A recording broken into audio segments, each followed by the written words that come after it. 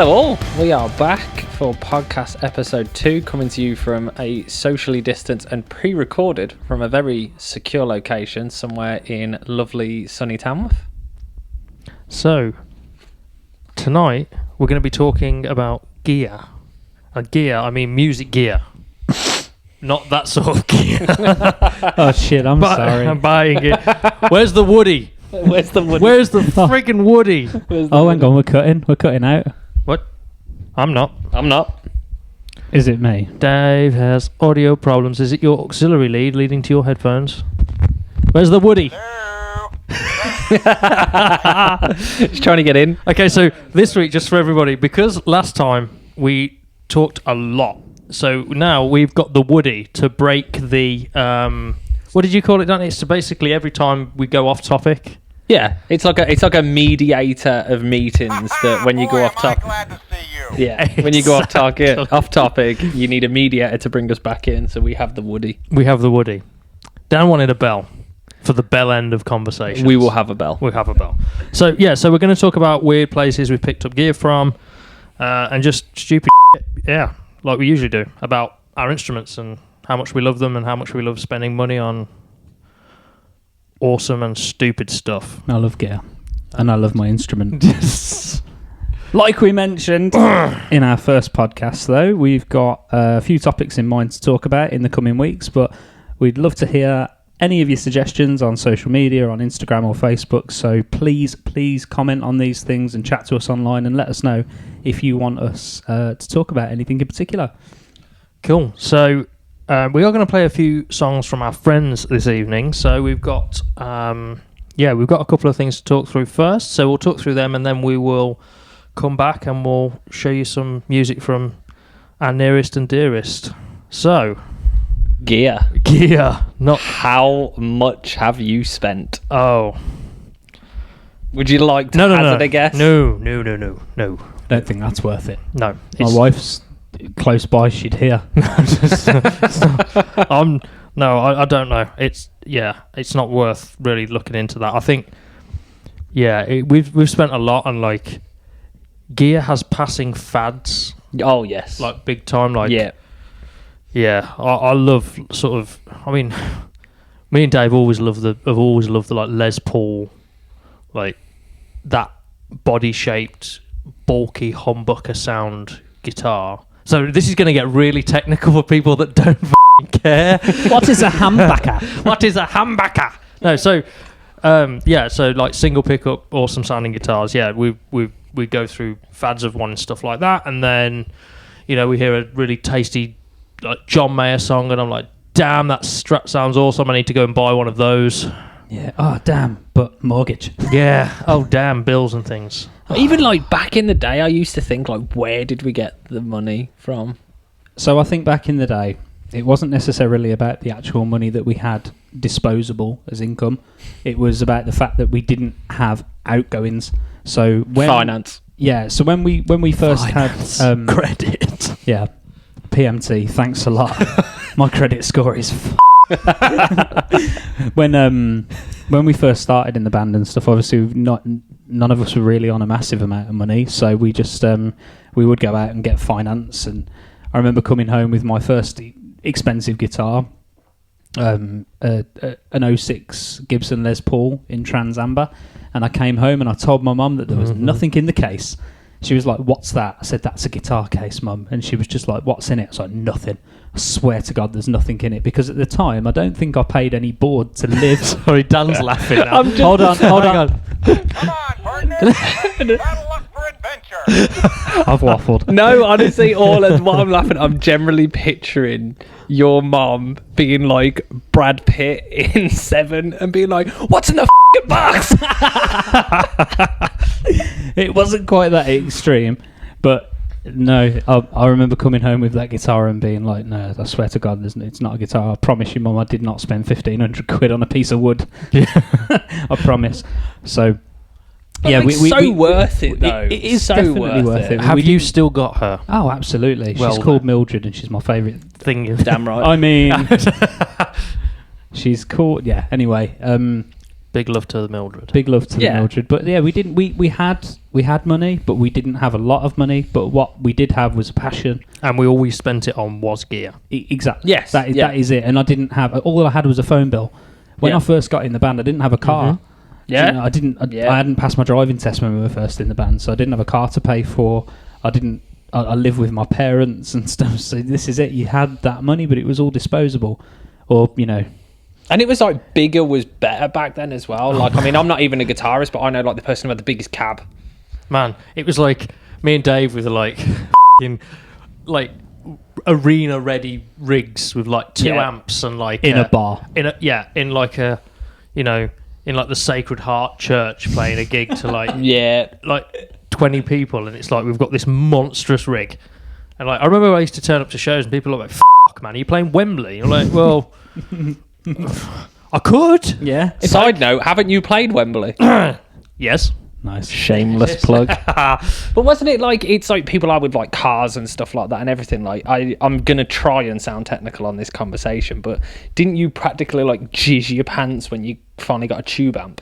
Yeah, definitely. I mean, before we really started getting serious as a band, everything was just about what you could afford or what your parents would buy you, and you didn't really know any better until you start turning up to gigs. And again, like we did in the last episode, I'm sure we can name drop a couple of people, but bands such as Lost in Vegas, bands like Insanity Project, and you rock up to these shows and you've got this tiny little 30 watt solid state Marshall amplifier, and they've got this huge great big 100 watt stack or whatever of tube amp and all these pedals and stuff, and you're like, Jesus, I got to step up. And then you get your first tube amplifier as a guitar player, and it's like, this is and nowadays nobody uses a tube amplifier. Yep. No. Everybody's on modelling and things like that most of the time now, any of the big bands who are touring, because it's a lot cheaper.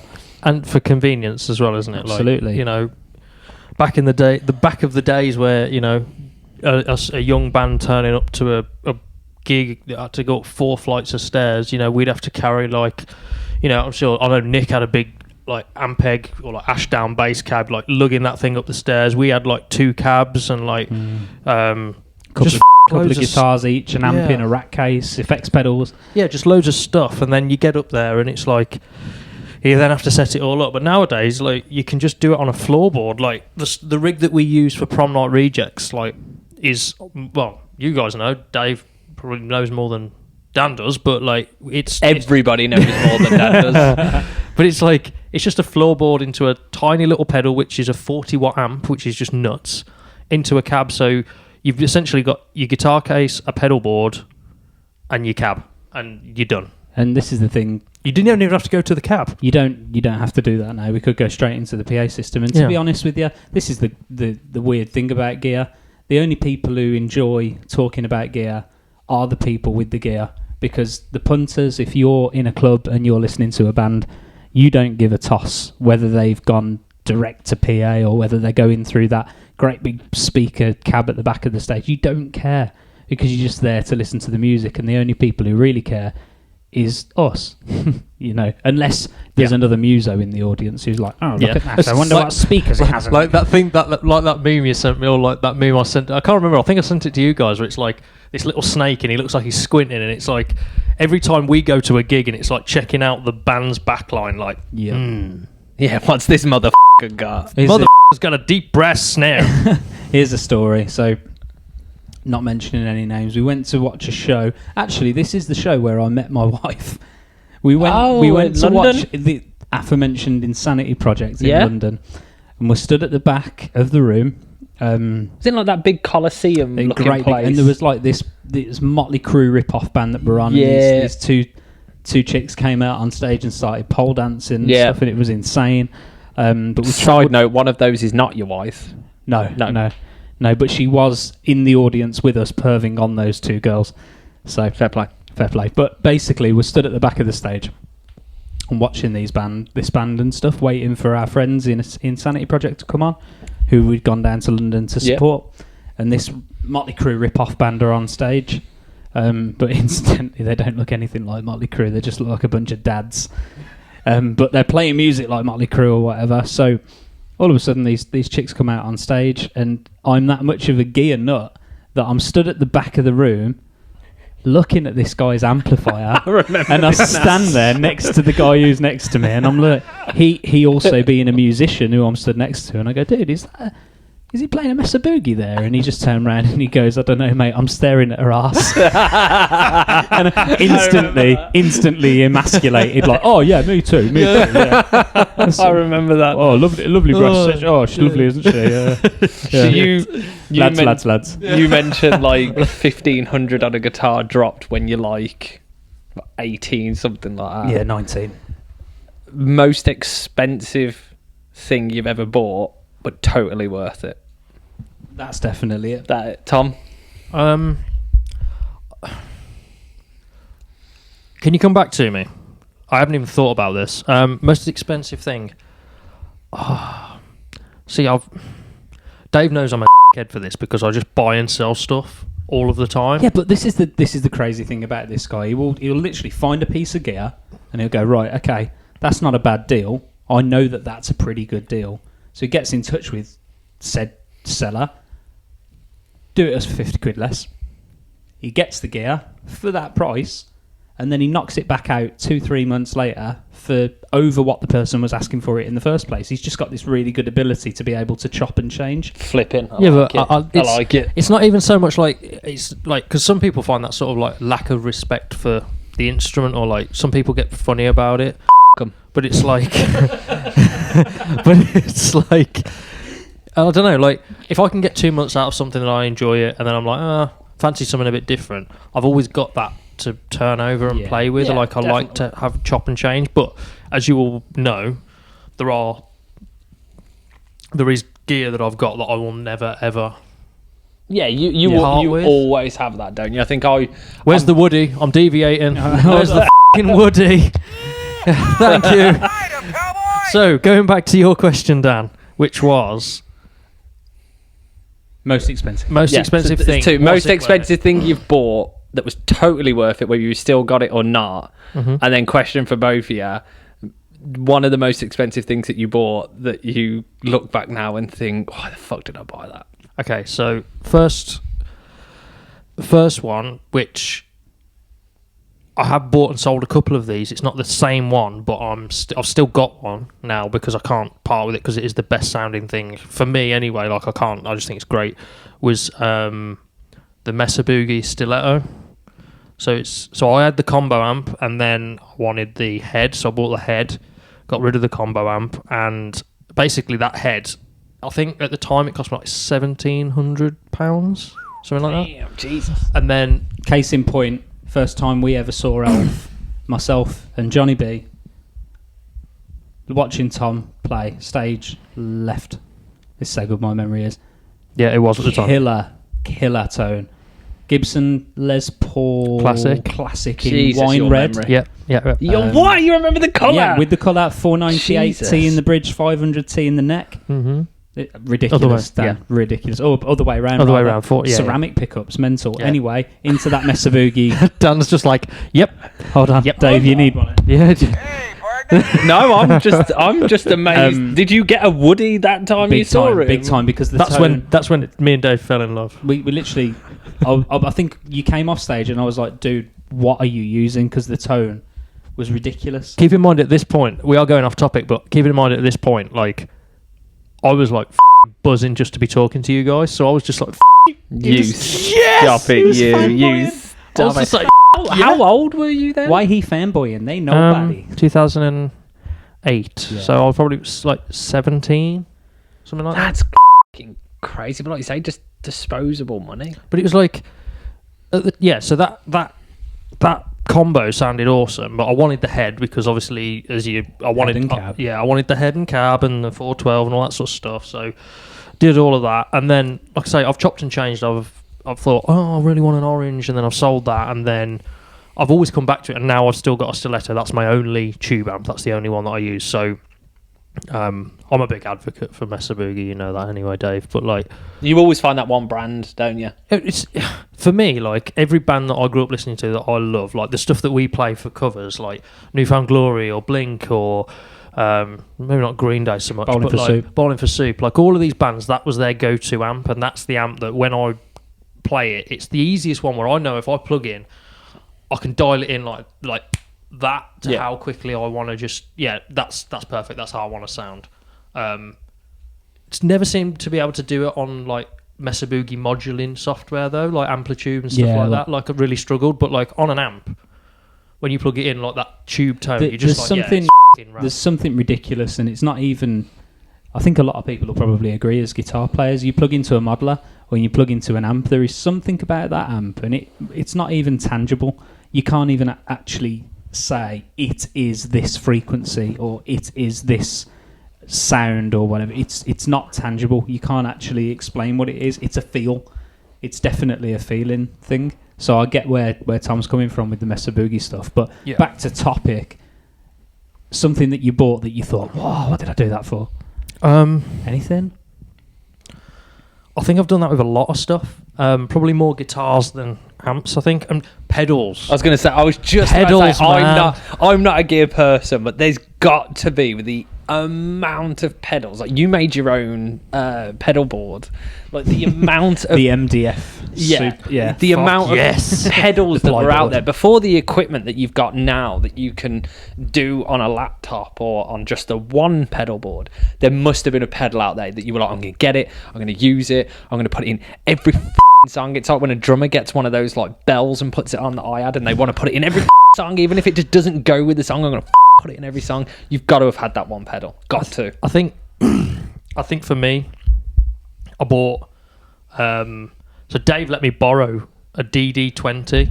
I think it was the big one. Yeah, with the two pedals you could like tap and stuff on. You borrowed me one of them, and I was like, this thing is fucking awesome. It does everything that I want it to. I want one of them on my board. And then this was around about the time where sort of after hours was finishing, and I was like, right, okay, so I'm going to go buy one of them. So gave you your one back. Right, I'm going to go buy one of them. So I went and bought one, put it on the board, strapped it all in. I'm like, yeah, I'm going to use this on every single song. I don't think I used it on one song. And even now, like even when you go and play, when we used to tour with Elf and stuff, I'd write parts on songs that were like heavily delayed, like sort of like, I don't know, Angels and Airwavesy or like ambient style sounding like delay parts, just so I could use a similar effect to that. Maybe it's because I bought and sold that thing in like in 20 minutes because I was like, I have had this on my board now for like 3 practices and I haven't used it once, so I'm going to sell this piece of and then I'm going to go buy something else. So I did. And then, like I say, I wrote songs then later down the line that were like really heavily delayed. And maybe it was that like that scar from earlier like band times where I was like, yeah, I need to go and broaden my horizons and start writing something with a little bit more, rather than just a dry guitar into an amp, which is still f***ing awesome if you've got the right tone. You definitely. But I was just like, yeah, I need to. Yeah, like I think. The most expensive thing that I've ever spent on money on is I've bought a guitar and I thought this thing is rad. But let's talk about that one. Is I spent probably almost £2,000 on that Music Man Valentine. Yeah, Dave knew it straight away. And I bought this to practice when we first started in Prom Not Rejects, right? And I hadn't really done much research into it. So this is the guitar. Cool. This is the signature guitar of the guy from Maroon 5. Correct, yes. Right. Dude. To be fair, great guitar in its own right. Yeah, I think the one thing that put me off, which I wasn't aware of until after I'd probably already bought it, I probably should have taken more notice, was the single coil disguised as a humbucker. Yeah. Which we spoke about previously. We love humbuckers in this place. It's cool, like it got the built-in preamp stuff and all that. Yeah, Dan's just looking at me, just like glazed over at this point. Zoned. Where's the f***ing Woody? No, I'm not. We don't need the Woody. On the prairie. But like, yeah, I was just like, oh, great, okay, this just doesn't sound how I want it to. Just ended up banging it out and selling getting a Les Paul Junior. So you like your Les Pauls, don't you? So you fell in love because I've always been a Les Paul person. And correct me if I'm wrong. I want to know what Dave wanted to. I want to know what his biggest purchase regret is. F*** me, have we got an hour? No. I don't mean like. I don't mean like stuff that he's bought and regretted selling because Oh, I've got loads of No, that. like, what have you bought and you thought Les Paul custom, Les Paul custom. what have you bought and gone, that was a piece of or you've bought it and thought like you've really hyped yourself up like this thing's gonna be fucking amazing. You get to it and it's like, well, this is just. I don't think I've ever bought anything and thought in the short or long term thought, oh, this is shit. But I've definitely bought gear and I've gone, like you said earlier, Dan, I'm going to use this on absolutely everything. And then you write riffs and whatever, and it's well, that's not really going to fit there, is it? Yeah. So like I've bought a flanger. who uses a flanger? I know what'll sound good. Let me sound like my guitar's inside an aeroplane engine. Let's get one of those or a phaser That's slowly going in and out of tune. I'm sorry, Eddie Van Halen uses phase. That's it. No one else uses it. Just don't do it. But I've definitely bought gear and then had every intention to use it to its absolute death, and then gone, oh, actually no. And the worst thing that I do where buying get brand new or used gear is concerned is I will buy it for, case in point, TC Electronic G System, best piece of kit, Best thing ever. Even now, amazing piece of kit. I had to have the limited edition red one. The standard one was less than £1,000. The limited edition one was £1,300. I had to have it because it was red. bright It red. was so cool. It was red. So I've got this red one. £600 I sold that for. Gibson Les Paul custom in Alpine Tom the white. king of flipping here being like, you I know. amateur. And if Tom's the king, then I'm the jester basically. But Gibson Les Paul custom in Alpine white. Please don't. Custom shop. Please don't. My wife called it the Tipex guitar, but I love that it guitar. was affectionately known as Tallulah. Beautiful piece of kit. Weighed an absolute ton. Had that on finance. £2,400. Wow. £240 a month for 10 months, which I didn't even think I was going to get accepted on the finance for, which is ridiculous. Wasn't earning all that much money when I took that guitar on finance, and then sold that for £1,600. Jesus. And this guy must have turned up at my Amateur. house. Yeah, this guy must have turned up at my house and it seen me coming, like this moron, and then Amateur. yeah, ridiculous, isn't it? Ridiculous amounts of money lost. But I bought you those pickups, didn't I? Dan bought me, so I Christmas present, and I think one of the only reasons why I bought them was obviously for the sake of the band. And what were they? Zach Wild. So they are EMG 81 and 85 Zach Wild signature pickups. Yeah. And I told him, I was like, he kept going on about these pickups. He's like, I've not got the money to get it, and I had the money, so I was like, I'm going to buy them you for Christmas. They were £180 at the time. Shit. Yeah, and I was like, I'm going to get you these for Christmas. And he's like, you're not going to get me these for Christmas. Stop talking out your ass. You're not going to get me these for Christmas. And I'm like, yeah, because it's a business investment. It's going to benefit the band, and we're going to make it big, and I'll make that money back tenfold when we're playing Wembley and like that. So I was like, I'm going to get these pickups. And I remember the dude in the shop. It wasn't even PMT where I got them from. I can't even remember where I got them from. And I remember walking into the shop. Poundland. Yeah, I think it was Fair Deal Music. I think you're right. And I walked in and I was like, and I got this little Post-it note. And I'm like, I want these. And he's like, oh, you're making a great purchase. And he starts talking all this technical to me. And I remember just looking at him and I just went, I'm a drummer, mate. they're for my guitarist. And he literally looked at me and he just went, Oh. say no more. He went, keep the receipt in case you get the wrong ones. And I remember giving to you for Christmas, and you just didn't think I was going to get them. I thought it was a joke. I thought I was going to open the box and there's just going to be like some knackered old Seymour Duncans in there or something. But I literally lost my mind. What did they go into then? They went into Sanka.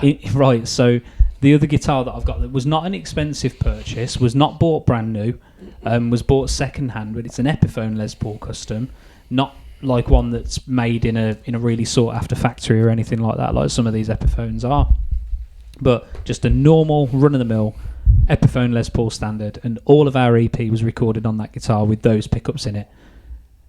Every track. Yeah. And even though it was next to impossible to get a clean sound out of this thing, the pickups, honestly, they're just angry. They're just like the human equivalent of rock and Wild, just rock and metal music is what they're made for, really. But they lasted us through everything. I've still got the guitar now. Hey, howdy, hey. Yeah. But you loved your Les Pauls because we Fart grew up count. I should put them out there. We grew up in Tom's bedroom listening to Trivium, and it was Matt Heafy, weren't it, with his Les Pauls that you just adored? You know what? I'd like to say yes, but no. You? No, legitimately. So I started playing guitar pretty much exactly the same time that Green Day's American Idiot came out. Yes. Yeah, you are right. So this Prom Night Rejects thing, the punk covers, even though we haven't actually put a Green Day cover out. Not yet. You know, you may Dan see doesn't one, like Green Day. Let's put that out there. but I don't like new Green Day. Completely off. This is something I should have mentioned in the last video. Really. Where's Woody? Oh, sorry. I do like some Green Day. A quick digression. Going back to the topic from the last video, gigs and good gigs and bad gigs. The first ever gig I ever played was with Dan at a high school talent show, and we played Boulevard of Broken Dreams and Holiday. No. Yes, we did. Yeah, we did because it was never mind. Editors. No. Green Day I'm songs. talking about with John, me, you, and. That's it, right? Just whisper it into the mic, Dave. Yeah. That's it.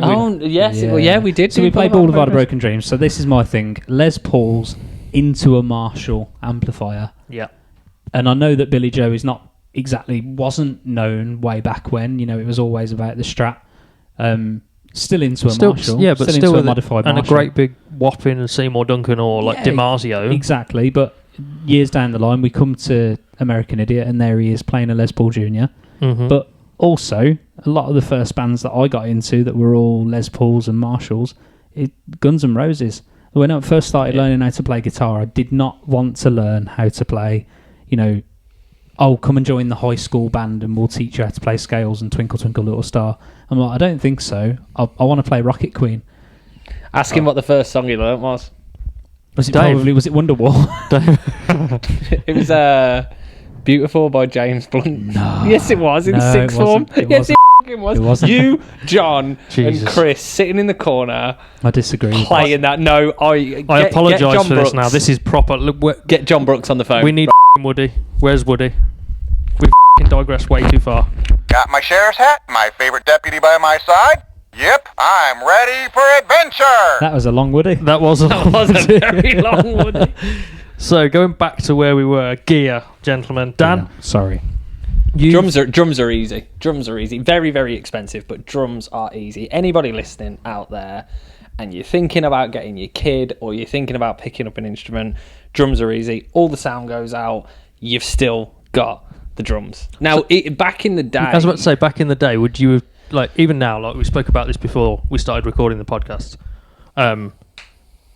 like the convenience. I guess goes back to what we were saying about, like, I guess it goes back to what we were saying about convenience and stuff. But like, would you now take an electronic kit for convenience over an acoustic kit? No, if I was gonna go technical with what I know now, and it was so frowned upon back in the day with drummers to do it, triggers.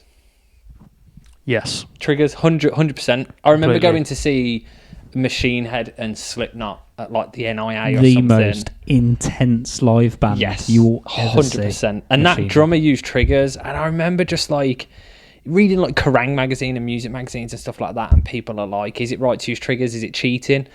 And I look now and I'm like, no, it's fucking not.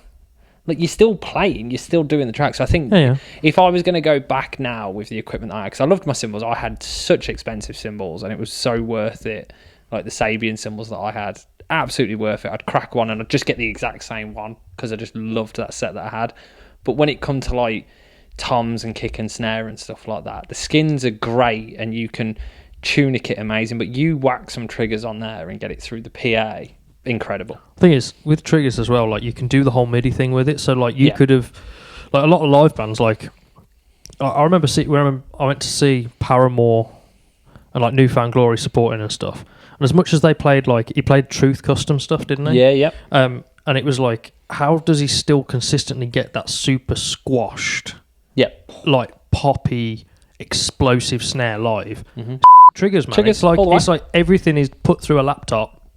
And the guy at the sound desk has just got a laptop with a basically drum kit, like his Superior Drummer or whatever he had open at the time. Or even pre-recorded samples of that guy's exactly from the studio, and they're just... Yeah, and it's all like they've recorded every different velocity, so when he hits the snare a little bit lighter than you still get the natural sound of a snare. Yep. But it's been compressed to Yeah, I mean, look at our videos. We released our cover videos, and I had numerous people that I know were drummers and musicians. My brother-in-law being one of them was just like, "How does that electric drum kit sound so good?"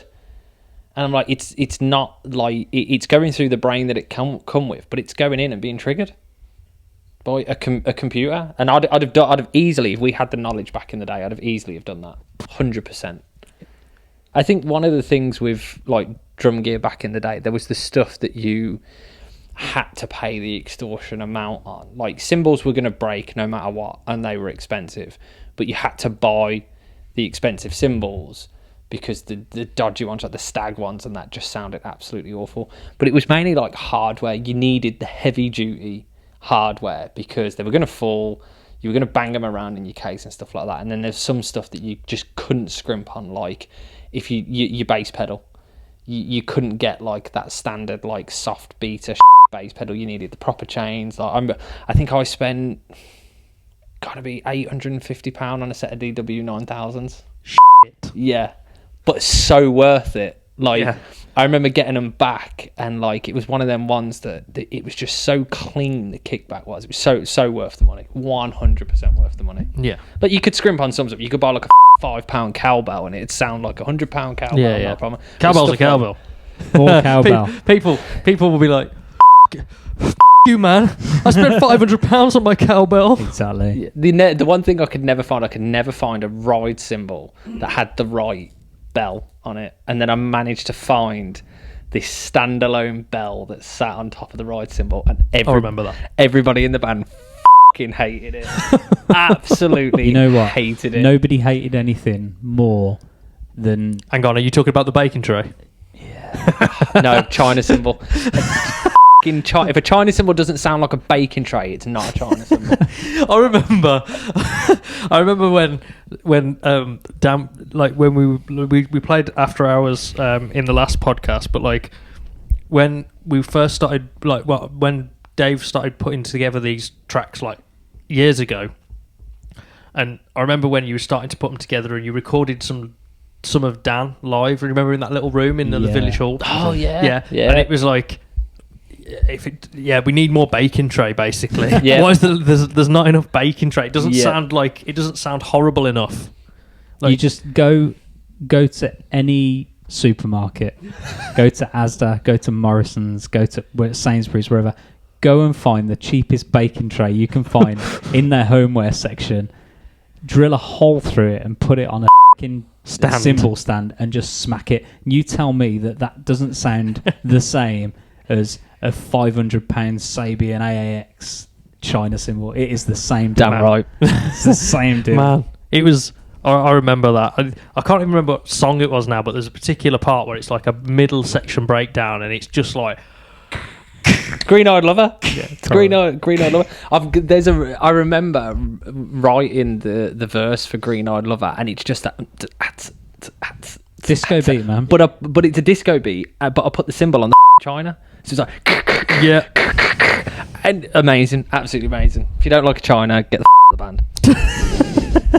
Honestly, China. That's China. There you go. That's words of wisdom from Dan Eldridge. Yeah, the China is the cymbal equivalent of the Marshall MG10. Yes. Oh Jesus. Yeah. Anyway. The Line 6 Spider. Anyway, we've spoken now a little bit about gear, as in what we've bought and what we've sold and stuff like that. But can you think of a time where you personally have either sold some gear, or because this is the thing, you're selling it on places like eBay, or you're buying it from places like eBay, Gumtree, Facebook Marketplace now is a great place to get used gear and things like that. Have you ever come across one where you've either had somebody come to your house pre-virus times and to purchase gear? Pre-COVID, we're all being safe. Exactly. Yep. Or have you gone to somebody's house to purchase a piece of gear and just had a really surreal, really strange. I've got a couple, to be fair. Me and Dave spoke about this a couple of weeks ago. I think this sort of started the idea for the podcast. But like, okay, so I had one once. I went and picked up a Jazzmaster, Fender Jazzmaster, a Japanese one. Really clean, really nice. Contact this guy. I drive probably about 20 minutes or so from where we live in Tamworth to like Lichfield way. And this guy's like, yeah, don't worry, man. Just when you just knock and then just come into the porch and stuff. And I'm like, yeah, okay, fine, it's all good. This guy's like a nice guy, like a young dude. Like it's not too dissimilar age to me. So I'm like, okay, cool. Knock on this guy's door. It's a massive house as well, really, really big. And I like go in, and he's like, oh yeah, my mom and dad are just through there. You just want to poke your head through and say hello? And I'm like, what? Was she fit? I was just like, Yeah, all right. I don't want to be not polite. I'm in this guy's house. So I like poke my head round the door to say hello and you not. His parents are sat at like a dinner table. His dad gets up as well to like welcome me, like greeting me into the...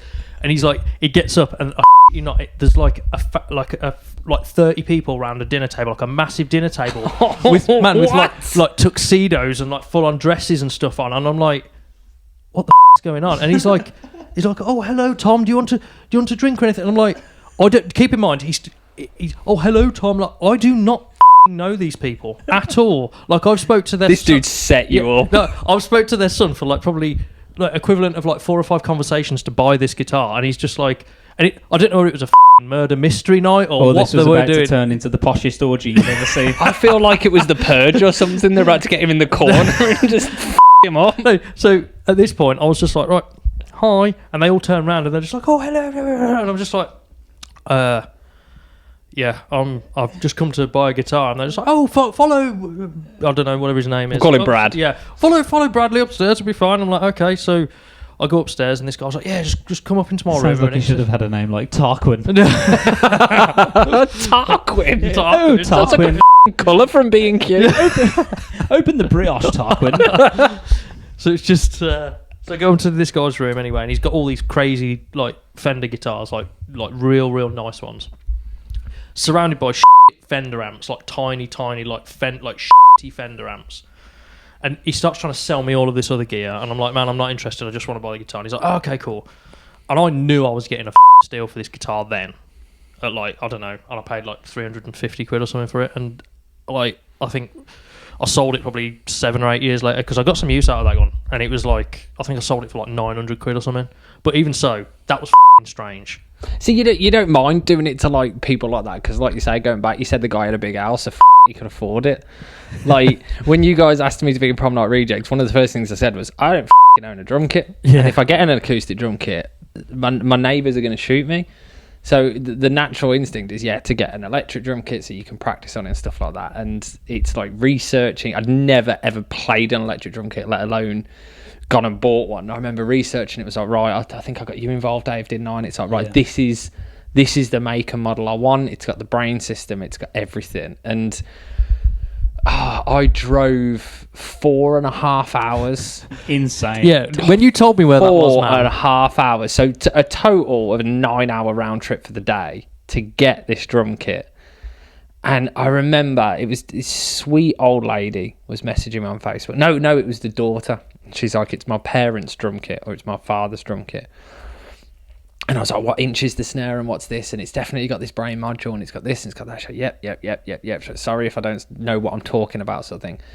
And I'm getting there and like to buy the kit brand new is like 1,200. Looking around on like Facebook Marketplace and stuff like that, people are selling them for like 750, 800. This woman was selling it for like 500. And I'm like, something's sus here. I'm either going to get killed. Worth the drive.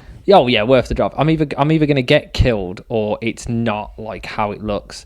I remember getting there. She was so sweet. Like she made me a cup of tea. Like I've driven that far. I'm not turning down this cup of tea. And I'm really glad I sort of like got to know her. You doinked her. Chick was like 70. And oh god, yeah. Experience. But I remember talking to her, and she's like, yeah, like my husband's played for so many years, etc. And I was like, I'd really love to talk to him about gear. And she's like, well, he passed away last month. I was like, oh, now I feel real bad. Sorry, my wife's calling me from Birmingham. I need to go. But I know it was one of them things where, like, it's like you say, like, you wouldn't have minded ripping that kid off because clearly he had a lot of gear, and if it's his fault, he doesn't know what he's talking about. And I just remember, like, I was like, so what are you selling it for? And she's like, well, I need to get rid of stuff that's in the house, and, you know, I don't really know. Like, my daughter said that would be a good price, and it was one of them ones where I was like, I've got to tell her. I've got to tell her. Like, I've driven 4.5 hours. I can't do it. I'm not that cold-hearted. I remember telling her, I was like, you're selling it me for this, but it's worth this much. And I thought, that's it. I'm driving home empty-handed. And fair play to her. She was like, do you know what? For your honesty, I'll still sell it to you for that. So I got an absolute bargain for that drum kit. Like, even now, like, because I'm looking to sell it to get an acoustic kit now, they're still being sold for like $650. So I still make a profit on it. That's just ridiculous. It's always it's nice when you actually get one where you go and pick something up, and then if you do ever come to get rid of it, it's worth the money that you've paid. Oh yeah, definitely. And if because obviously, you know, shameless plug, we're looking at doing gigs in the future. We want to do weddings, birthdays, whoever. 2022.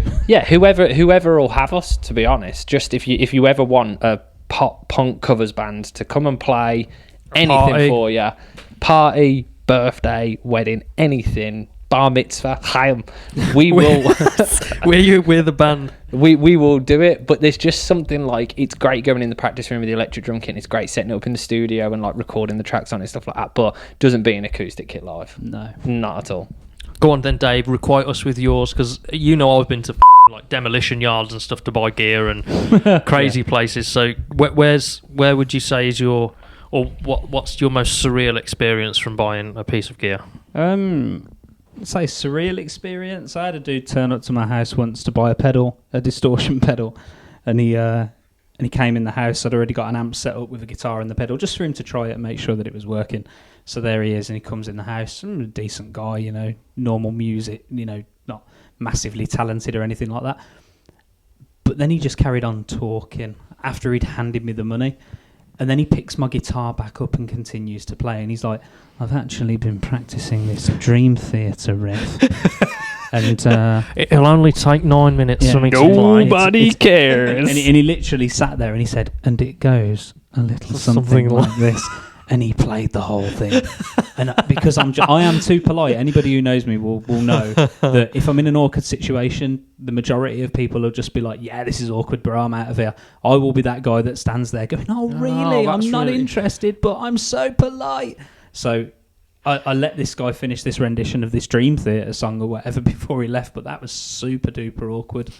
I drove to Bicester to pick up a guitar once and left one of my best friends in the car for like an hour because of the same reason. It weren't me. No, it wasn't you. No, Stevie J. Sorry, bro.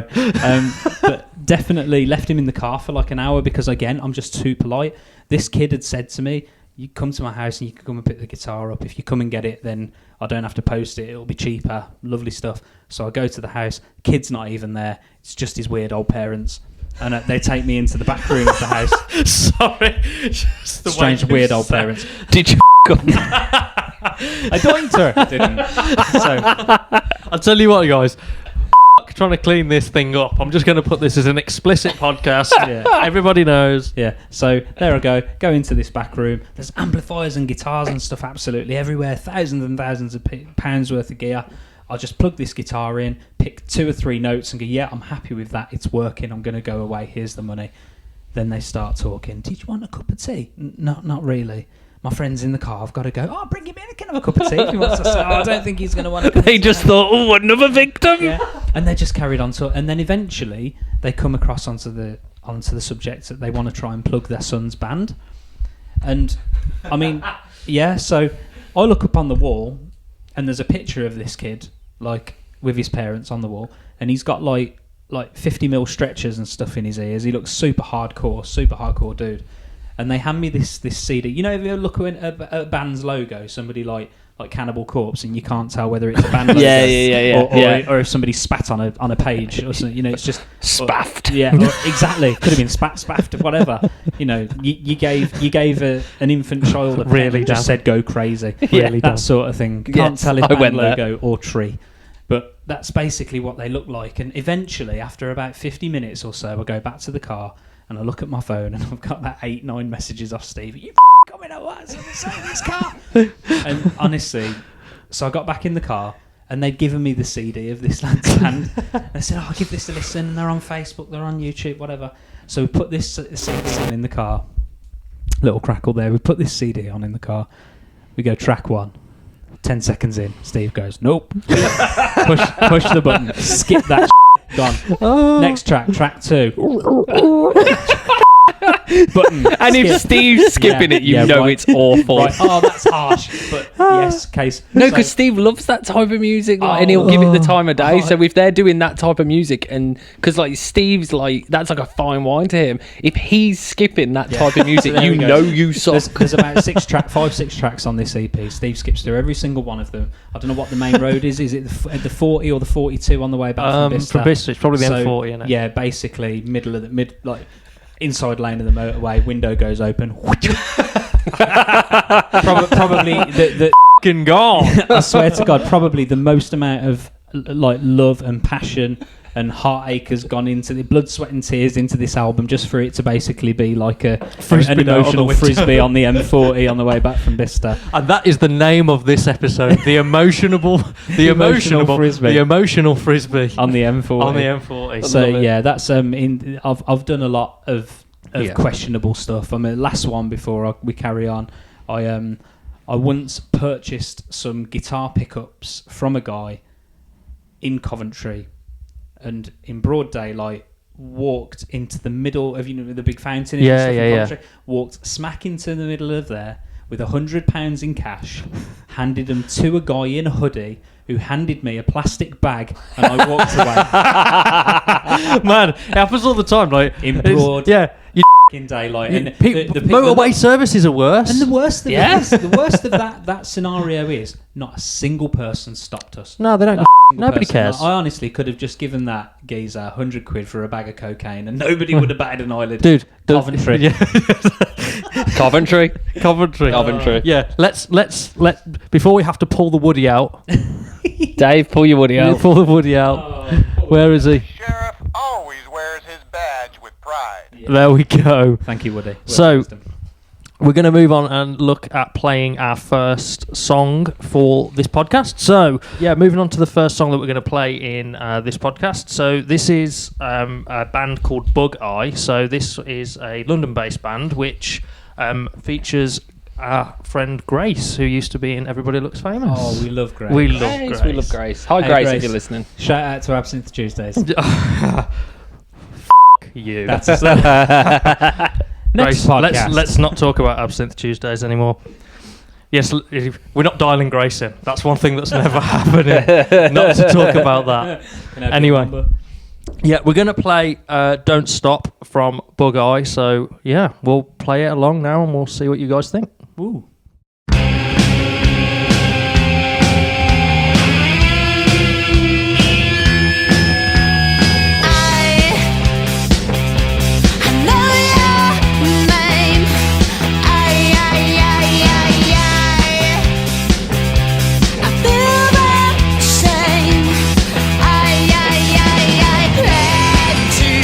See you when I need to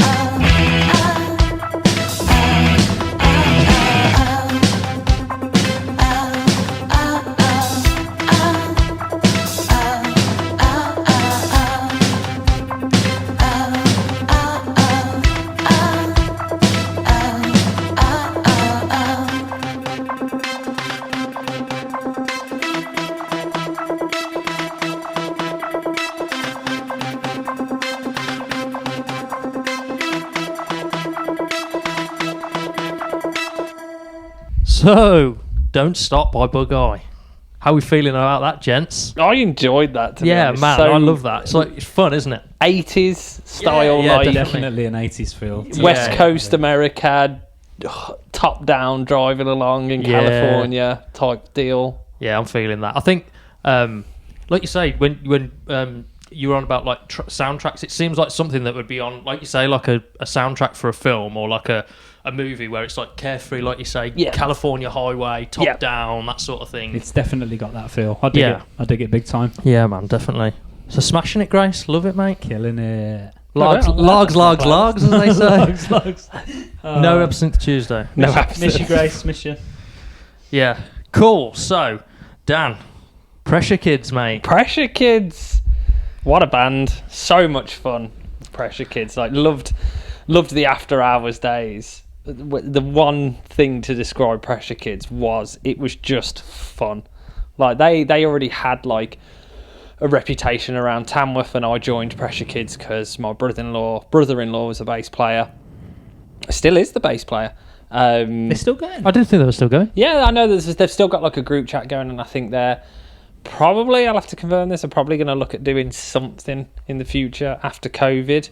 I'd like to see something in Tamworth with like Pressure Kids and Elf After Hours, all the old school bands doing something, even if it was in the summer, definitely. But Pressure Kids was just fun pop music. Yeah. That was just the beauty of it. Already came in, they already had a set amount of songs that they had, and then we started writing, and I didn't know how my style of playing was going to fit, because even like now it was always like, you know, beat downs and type of thing and everything, and just adding that in, it was just good fun. And it was good fun at the gigs as well, and we had good times.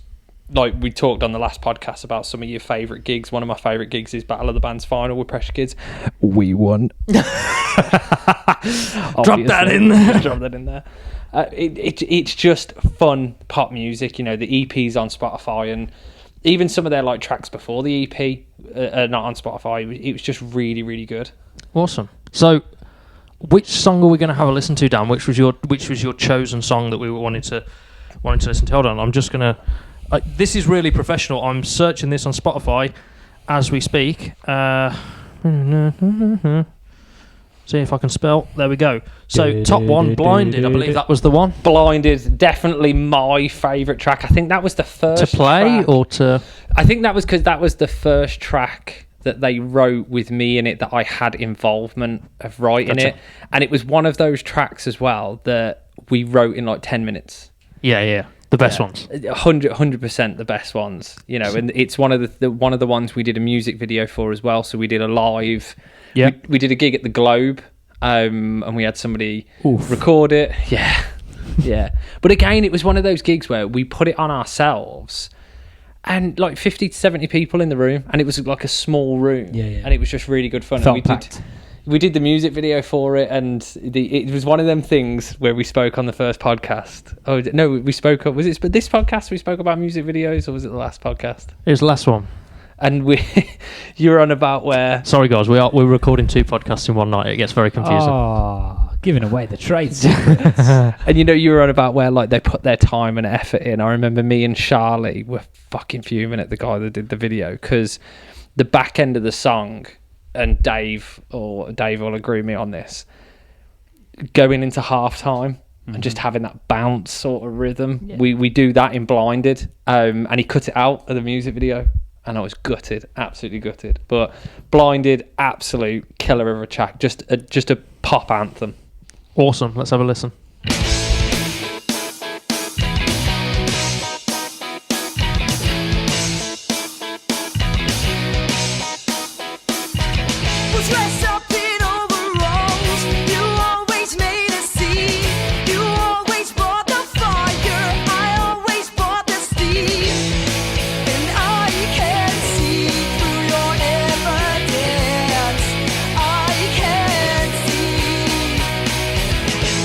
Think you're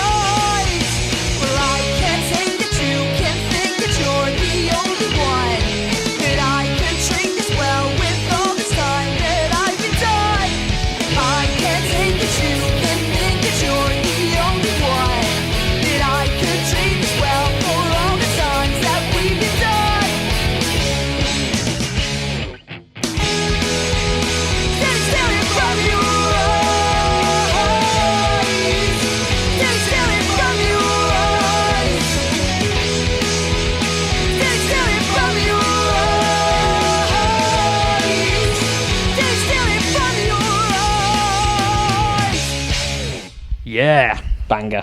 Awesome. Can I make a confession? Go on. That's the fart first number 2. time. Oh, 3. 3. Pizza, man. Any more? Too much cheese for you. That is the first time I've ever actually listened to a Fresh Kids song. Oh, there you go. It's not my first time. How bad is that? We've been friends for what? 18 years? Mm-hmm. 18 years. I'm ashamed. I know, that's real bad, isn't it? I usually follow pretty much everything that you guys have done musically, other than, outside of what we've done together and stuff. I usually follow it, but I don't know what it was. Maybe there was some resentment there because you just. I joined another female-led No, because band. There is a pattern though. Like we've all been in female-led bands. That's true, and, actually.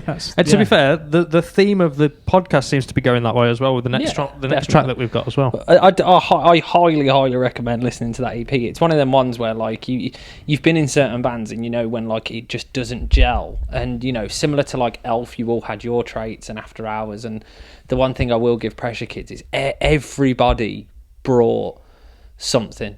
Charlie's vocals and lyrics were great. Dan Craig, amazing guitarist, and then Simon, fantastic rhythm guitarist and vocalist as well, and then obviously my brother-in-law Jim, bass player extraordinaire. And the one thing I loved about Jim as well, Mr. in rock and roll, always played a gig with a cup of tea and a cup of saucer on his bass amp, always, without fail. Style. And back then I was just like, you now I'm like, I'd have my like flask of coffee next to my drum kit now.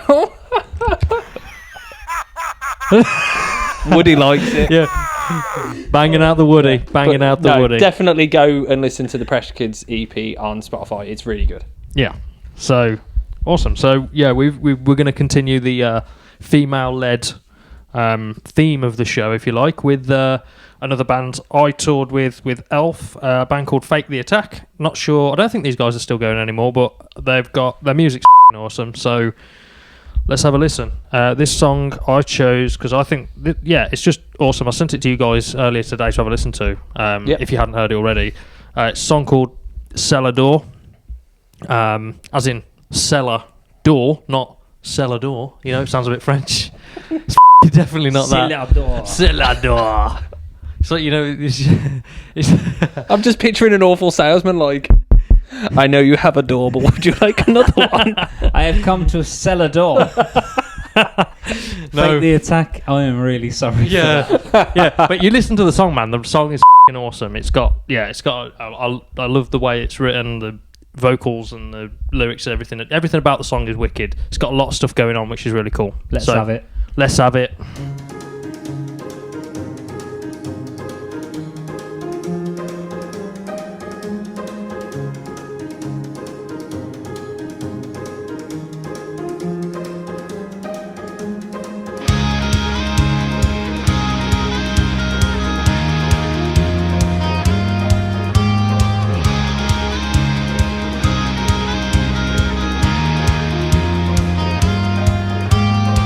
Come talk with you a sec.